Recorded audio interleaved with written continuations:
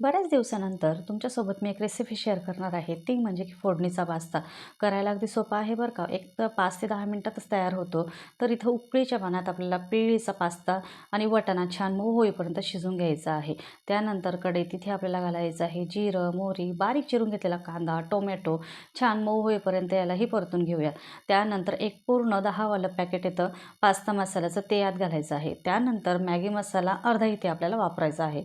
सोबतच थोडी चटणीही घालूयात, त्यामुळे पास्त्याला कलरही खूप छान येतो आणि थोडं तिखटही लागेल. तर छान एकजीव केल्यानंतर शिजून घेतलेला पास्ता आणि वाटाणा आपल्याला यात ॲड करायचा आहे.